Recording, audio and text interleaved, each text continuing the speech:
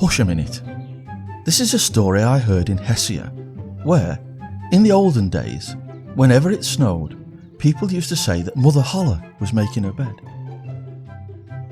So, a widow had 2 daughters, one who was beautiful and diligent, the other, well, not so much really. She was lazy and not so easy in her manner, but you know how it can be sometimes.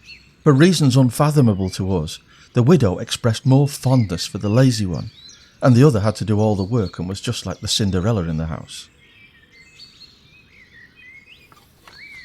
Now one day, the pleasant girl had been sent to spin outside, and, as she was tired and become complacent, she cut her finger on the spindle. She stood up and walked over to the well to wash off the blood, and as she bent over to pull the bucket from the well, she dropped the spindle down into the water.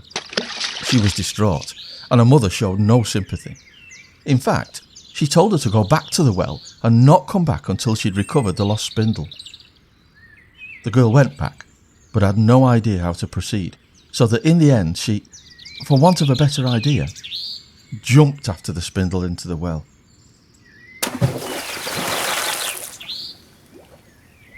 As you can well imagine, this did her not a bit of good, and by the time she'd reached the bottom, she'd knocked herself out cold.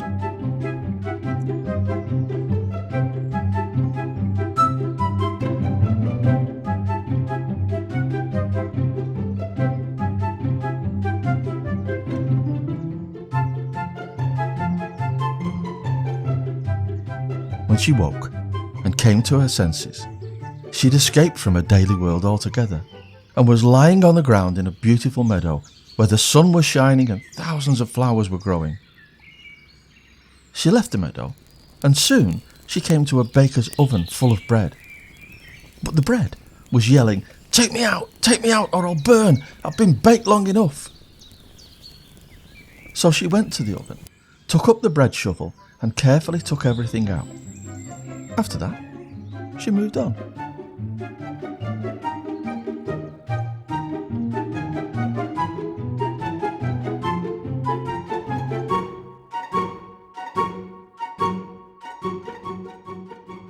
Soon she came to a tree full of apples.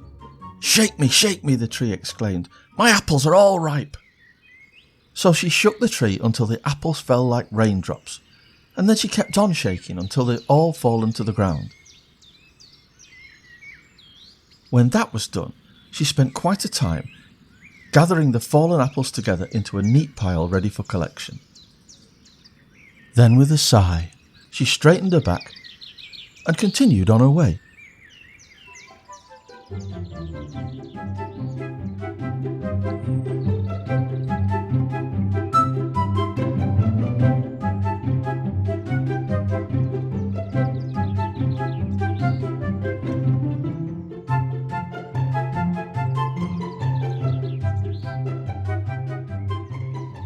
At last, she came to a small cottage where an old woman was looking out of a window.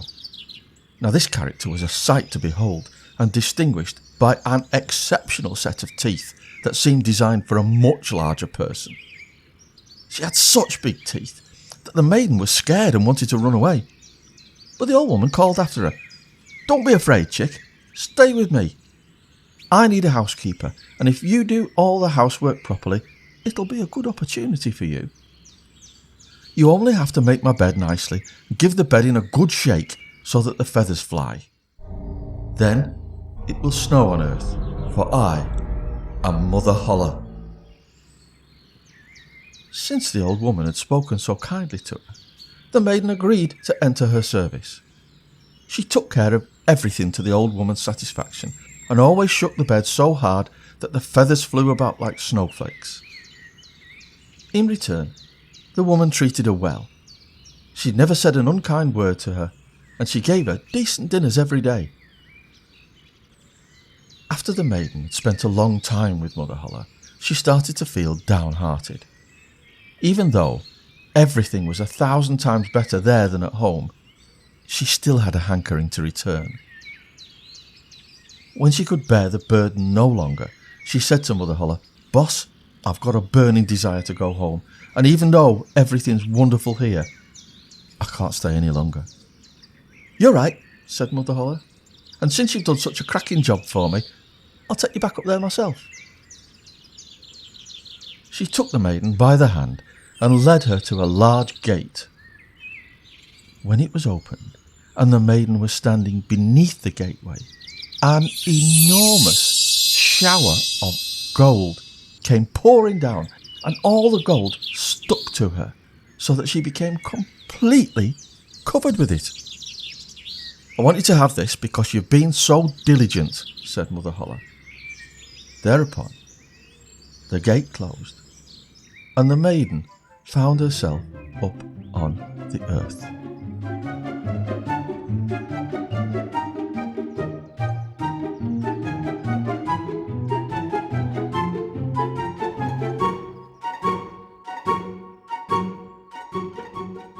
Then she went to her mother, and since she was covered with so much gold, her mother gave her a warm welcome and quite forgot to tell her off for being so long away, which, to be fair, had been her first instinct. Then, when her mother heard how she had obtained so much wealth, she wanted her other, less well-appointed daughter to have the same good fortune. Therefore, this daughter also had to jump down the well, which she did at her mother's urging, despite her own deep misgivings about jumping down wells on the basis of a story from her sister who'd stayed out late.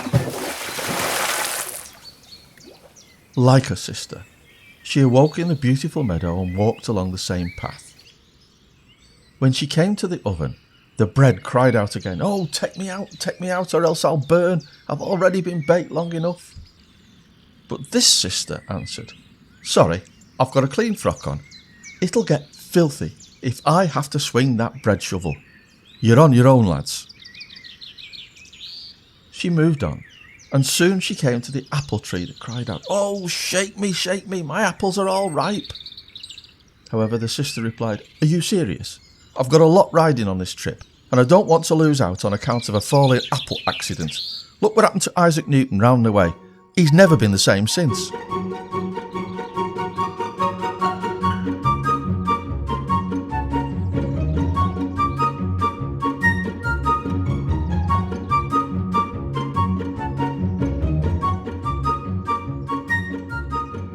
When she came to Mother Holle's cottage, she wasn't afraid because she had already heard about the old woman's big teeth, and she hired herself out to her right away. On the first day, she felt it only right to make a good impression, so she made an effort to work hard and obey Mother Holle when the old woman told her what to do, for she had her eyes well and truly on the prize. On the second day, she started to ease off, and by the third day, she settled down to a more acceptable pace. In fact, she didn't want to get out of bed in the morning, and she, on the basis that if a job's worth doing, it's worth doing in a really half-hearted way, did a poor job of making Frau Holle's bed. She certainly didn't shake it hard enough to make the feathers fly, which was the main thing after all. Soon, Mother Holle became brassed off with this, and dismissal without notice was not long in coming.